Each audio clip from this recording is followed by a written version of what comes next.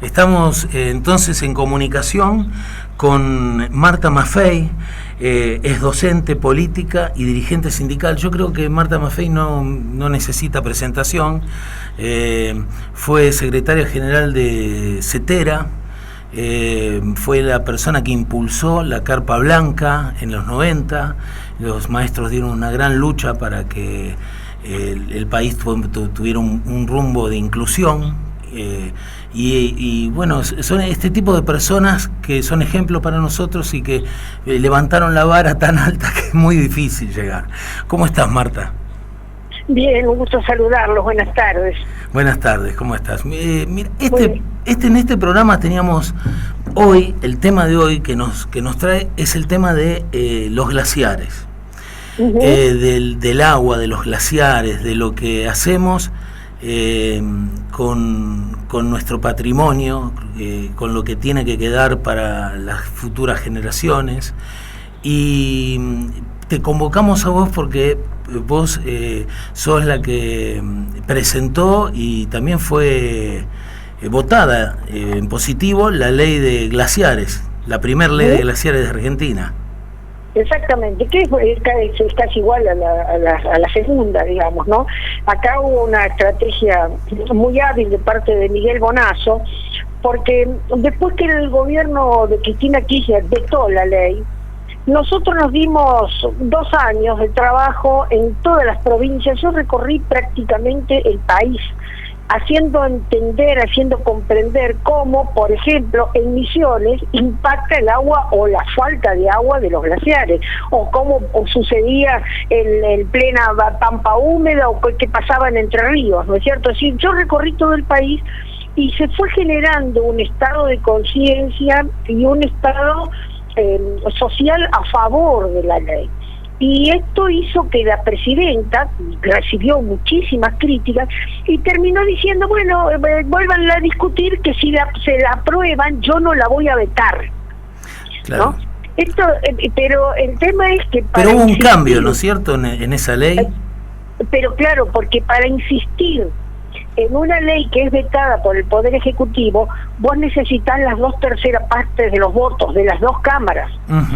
Entonces lo que hizo Miguel fue introducirle un par de artículos, por ejemplo, que se dará intervención al Ministerio de Relaciones Exteriores y Culto cuando sean glaciares que están en el límite internacional, o que el agua de los glaciares es para el consumo humano, para la agricultura. Le agregó una explicitación que está obviamente contenida en la ley, pero que permitió que fuera caraturada como una nueva ley. Entonces se pudo aprobar con la mitad más 1 de los votos, porque el Poder Ejecutivo había presionado mucho para que varios diputados y senadores que la habían votado esta segunda vez no la votaran, ¿no? Así que fue una estrategia excelente de parte de Miguel Bonazo la que permitió que finalmente tengamos ley. Vuelvo a decir, es prácticamente la misma ley, tiene así estos pequeños agregados que no le cambiaron absolutamente nada del contenido, al contrario, lo reforzaron. Por ejemplo, si el glaciar está en parques nacionales, hay que darle intervención a parques nacionales, dice claro. El proyecto de Miguel, ¿no? O sea que perfeccionó y permitió que con esto entendiéramos que era otra ley y se votara nuevamente con la mitad más 1 de los votos. Por suerte salió. Por suerte hemos tenido este espaldarazo ahora de parte de la Suprema Corte de Justicia, que ha dicho que la ley es constitucional, con mucha demora, ¿no? Porque pasaron 10 años de la primera sanción de la ley, pero bueno, hoy tenemos una herramienta más para dar pelea por el sostenimiento del agua, que es el elemento esencial para la vida de las personas. Vos fijate que el otro día estaba mirando cultivos realizados de laboratorio, solo con agua, digamos, ¿no? Sin tierra. Y sí, con el agua se puede cultivar sin tierra, pero sin agua, ni con tierra, ni de ninguna otra manera se puede cultivar. Y sin agua no podemos vivir, el 70% de nuestro cuerpo es agua, ¿no? Y pasa lo mismo con el cuerpo de los animales y de los vegetales. Así que el agua es el elemento esencial de la vida de todos nosotros. Y bueno, haber logrado una ley que defiende el agua y que la Suprema Corte diga es constitucional, es un paso extraordinario, ¿no? Estamos muy contentos con ese fallo. Contanos un poco de qué va la ley, porque no mucha gente no la conoce, especialmente en No la Misiones. conoce. Claro, la gente no sabe muy bien lo que es la minería a cielo abierto, lo que significan los glaciares para el mundo completo, para el mundo entero, qué poca agua hay. Contanos un poquito, porque yo te escuché en varias entrevistas, preparando esta entrevista, y lo contás muy bien y me pareció muy sabroso, si lo podés compartir con nosotros. Bueno, voy a tratar de hacerlo breve. Sí. El agua en el planeta Tierra, la superficie del planeta Tierra, el 70% es agua. O sea, vos tenés los continentes que ocupan un 33, 34%, y el 60, casi 65, 66% es agua. De la superficie, después los volúmenes es distinto porque no son lineales, no es que para abajo sea exactamente igual. Pero bueno, el agua es más que la Tierra, mucho más, duplica la cantidad y la superficie de la Tierra. El tema es que de esa agua, el agua dulce es muy poquita. Es solamente el 2,5% de toda el agua es agua dulce. Y con esto te cuento todo el agua dulce, es decir, el agua de los ríos, el agua de las nubes, el agua de los acuíferos, el agua de las napas, el agua de los glaciares. Toda esa agua dulce de las Antártidas, del círculo polar ártico, el círculo polar antártico, son todo eso sumado es el 2,5% del agua. Es decir, el agua es un bien escaso.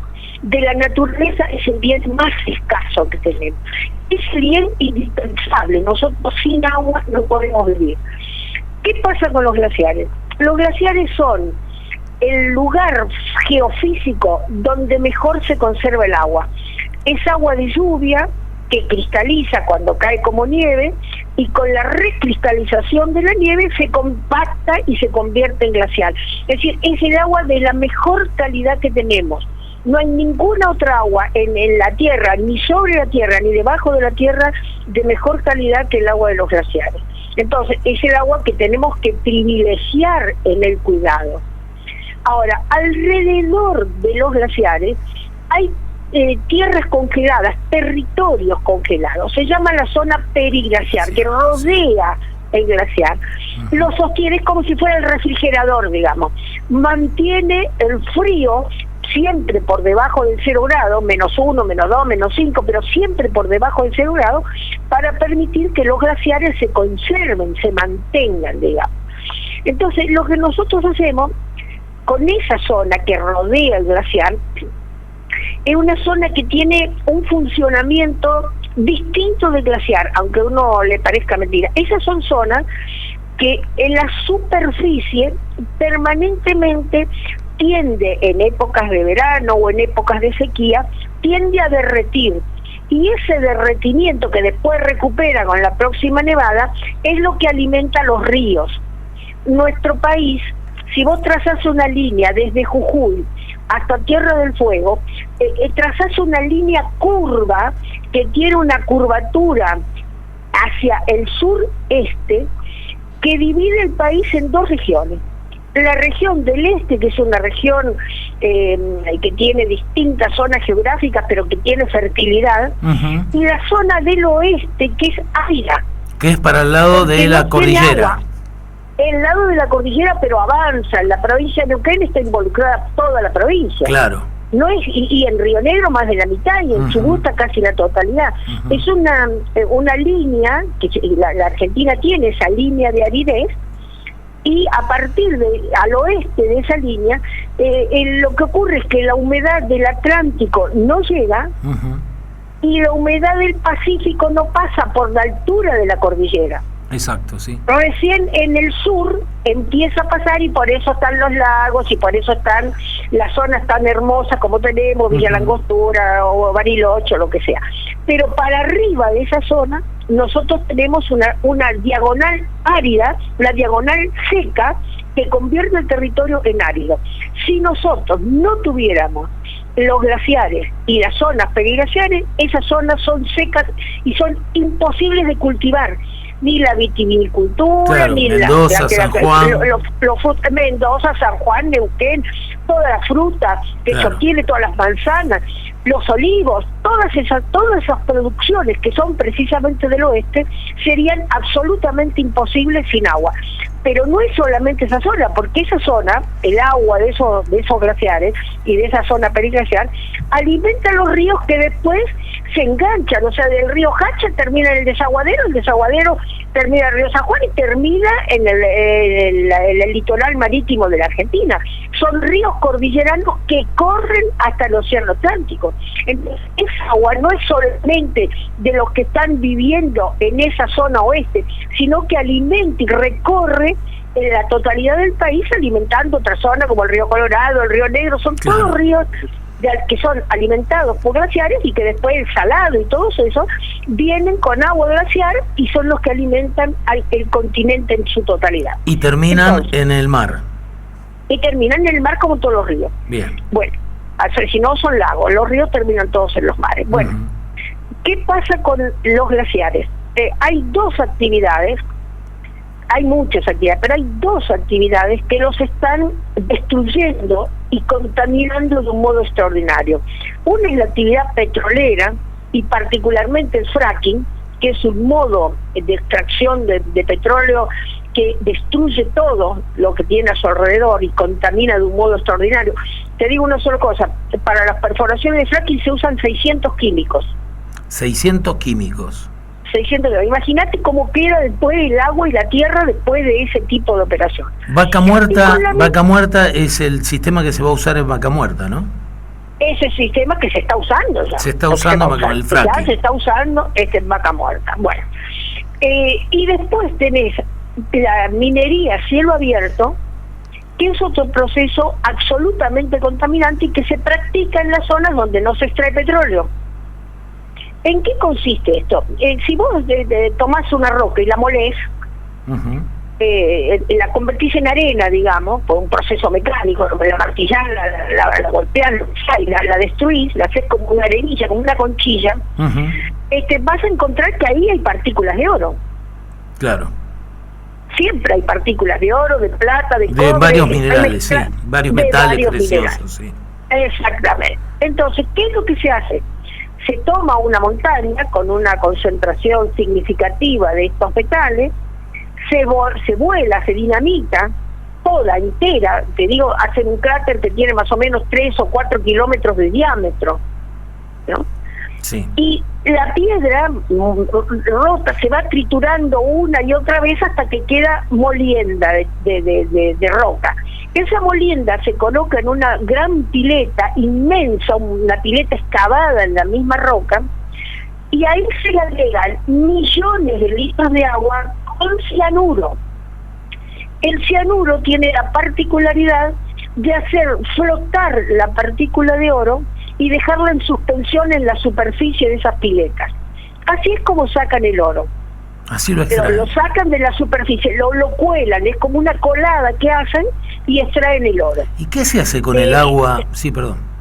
Ahí queda.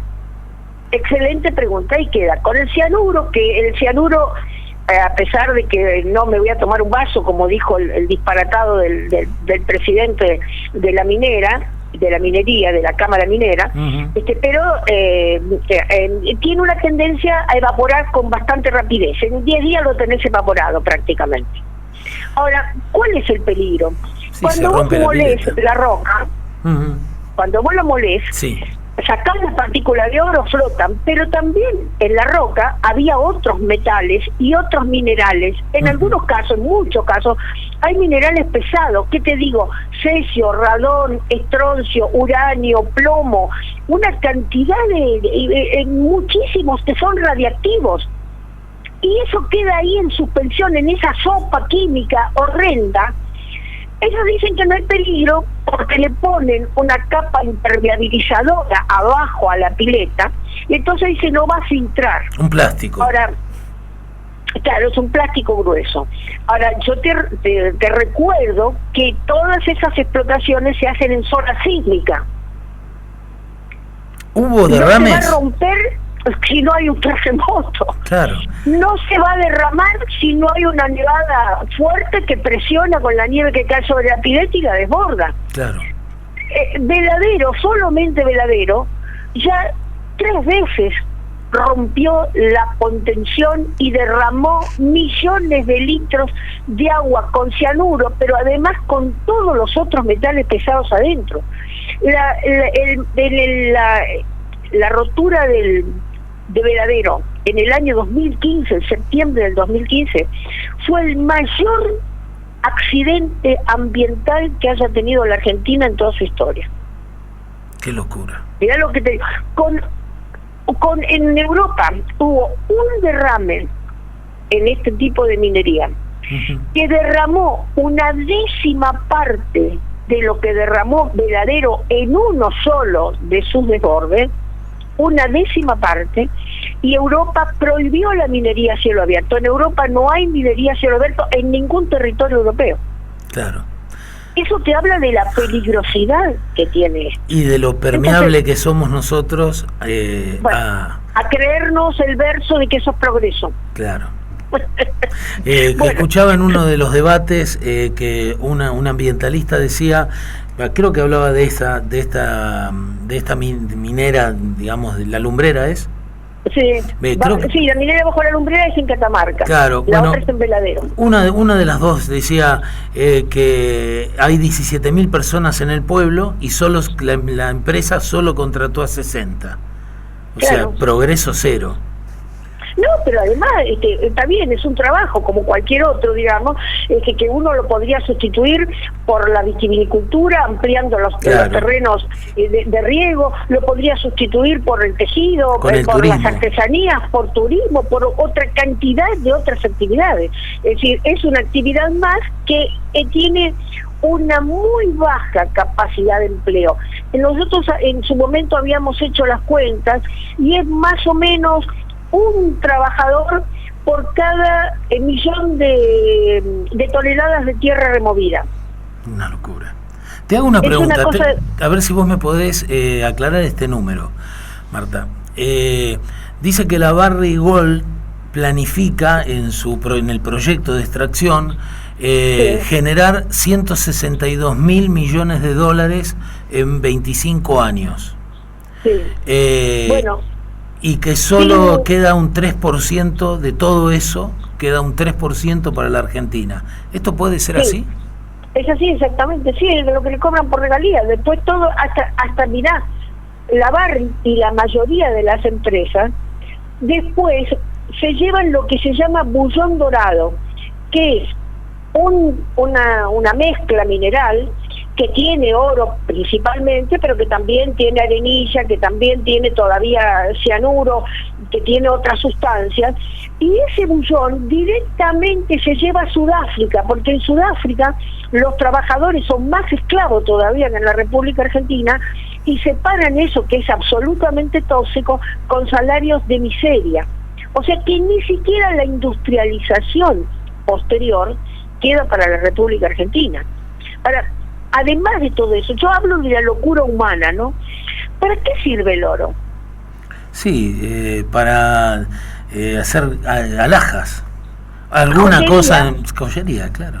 Joyería. Alguna pequeña parte. Sí, para conectores, parte, pero está... Exactamente. Hoy hay otros materiales. Sí. Bueno, pero una pequeña parte que pueda ser para la tecnología. En la época de mis abuelos me acuerdo que nos hacían las muelas. Sí. Se hacían de oro porque era un material resistente. Bueno, ahora eso ya está todo cerrado, ¿no es cierto? Pero el grueso, la 95 del oro, y termina la moda de los bancos. Como fue garantía de las monedas que había con conversión oro, y ahora es garantía de riqueza, de acumulación. Así que te rompen todo. Vos dijiste una vez, creo que fuiste vos, que extraen de la tierra el oro para volverlo a enterrar, a fabricar monedas. En la bóveda de los bancos. Exactamente. Eso dijiste. Es exactamente eso. Entonces, creo que es el sinsentido del ser humano, que no podemos comprender el daño que estamos haciendo y los riesgos que corremos. Bueno, la ley dice, estos son glaciares, tengan adentro pueden tener detritos o no, pueden tener agua en forma líquida en algunos casos, pueden tener escombros mezclados, pueden tener animales muertos mezclados, porque cayeron las nevadas encima de animales que murieron, sobre todo en las etapas prehistóricas, están ahí abajo enterrados, pero el glaciar está compactado. Por lo menos durante 2 años está compactado y ya a menos de 0 grados de temperatura. Eso es un glaciar o es una zona periglacial. Eso no se puede tocar porque es el agua de la República Argentina, de los pueblos argentinos. Entonces, ¿qué dijimos? Ahí solamente se pueden hacer actividades turísticas, esquí, pero no a motor, por ejemplo, y no vi que ninguna de las empresas se viniera a quejar porque no le dejábamos tener los coches motorizados. No se pueden liberar o dispersar sustancias tóxicas o elementos tóxicos contaminantes. No se pueden hacer obras de infraestructura o de arquitectura sobre los glaciares, que las hagan 200 metros más arriba, 500 metros más abajo. Pero sobre el glaciar no, ni un puente, ni una construcción de asfalto, ni una carretera, ni nada sobre los glaciares. Y tampoco se puede realizar actividad minera o hidrocarburífera. Esto es lo que dice la ley. ¿Se cumple? No, claro, no se cumple porque, para empezar, el saber que están sobre una zona glaciar o una zona periglaciar exigía un inventario. Y no está hecho el inventario. Y ahora se terminó, el año pasado, en mayo del 2018 se terminó. Pero ¿por qué no se hacía el inventario? O sea, es fácil decir, bueno, el órgano responsable es el Villaniglia, ¿por qué no lo hizo? No lo hizo porque no le daban la plata, porque no tenía los técnicos, porque el gobierno le negaba los contratos a la gente que tenían que tomar, a los expertos. No es que una cuestión de un estudiante que pueda hacer ese testeo, ir al glaciar, meterse arriba, escalar, ver la calidad del hielo, cuántos metros tiene, qué profundidad, qué características del hielo, si es hielo polar a su lado o no a su lado. Es decir, todo eso lo tenían que relevar y para eso el gobierno les escatimaba los recursos. Entonces, esta fue la primera dificultad. Por eso en algún momento Lianiglia al final dice, bueno, los glaciares de menos de 1 hectárea no los voy a inventariar, porque si no, no voy a terminar. Claro. No sé si... Bueno, tampoco podía hacer, porque no respondía. Él tenía que inventariar todo. Lo que pasa es que han pensado, son los primeros que se van a derretir, no puedo testear con esto cuál es la evolución del cambio climático, más que muy medianamente, y por tanto no voy a relevar. Así que está el inventario, se relevaron 17.000 glaciares continentales y casi 900 glaciares en la zona insular. Sabemos dónde están, sabemos las zonas periglaciares dónde están. No tenemos el inventario de los menos de 1 hectárea, pero tenemos el gran inventario. Con ese inventario que sabemos ahora, por ejemplo, en San Juan y Mendoza, de 77 pedidos de exploración minera, 44 están sobre glaciares. Claro, una locura. Eso ya lo sabemos. Entonces, ahora ya no hay ninguna escapatoria, no lo podemos permitir. Claro. Entonces, tenemos derecho a acudir a la justicia para que esos glaciares, esa explotación minera o hidrocarburífera no se realice sobre los glaciares. Marta, te hago una pregunta. Sí. Tenemos poco tiempo, digamos que es la pregunta final. Vos estuviste en un cargo muy importante, en un sindicato muy importante de la Argentina, pero además fuiste diputada, ¿no? ¿Una vez tuviste un mandato o más? Un mandato solo. Un mandato.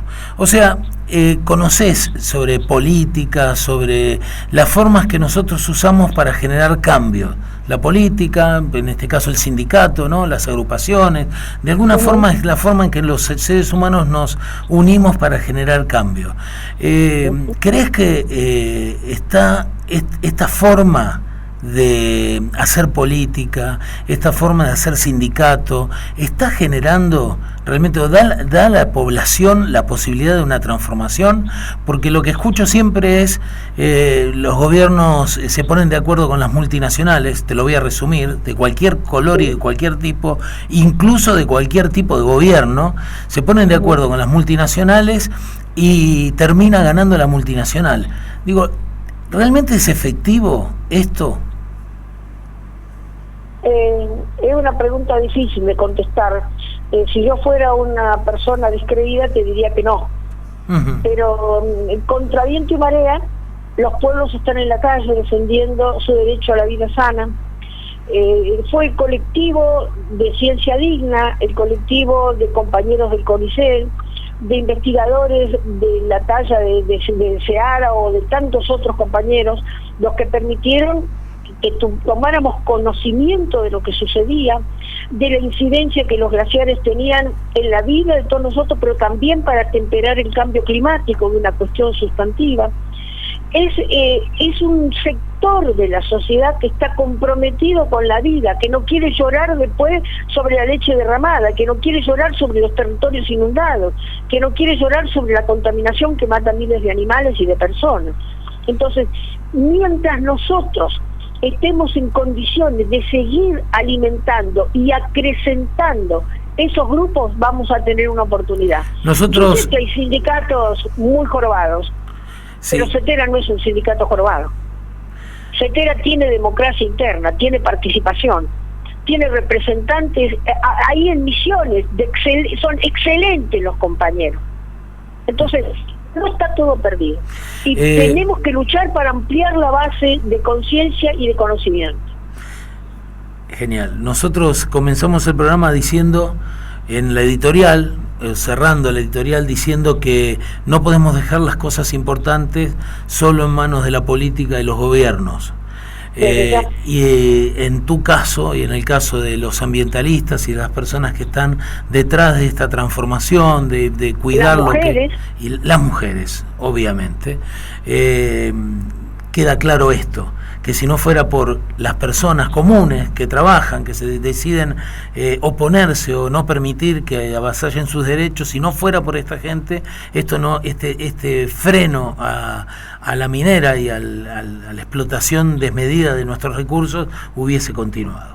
Así que, Marta, muchísimas gracias por brindarnos esta nota. Para nosotros es un hito, porque vos sos una persona muy importante para nosotros y para el país, y tenerte en nuestro programa realmente es algo que nos da muchísima satisfacción. Así que te agradecemos. A mí me da una gran alegría que haya programas así de divulgación popular y que nos permitan ir sumando compañeros. Gracias a ustedes también podemos ir sumando compañeros. Bueno, muchas gracias, Marta. Al contrario, a ustedes. Fue Marta Maffei. Como decía, no necesitamos presentación. Marta Maffei, que nos habló sobre la ley de glaciares y fue extremadamente clara en todo esto que nos comentó.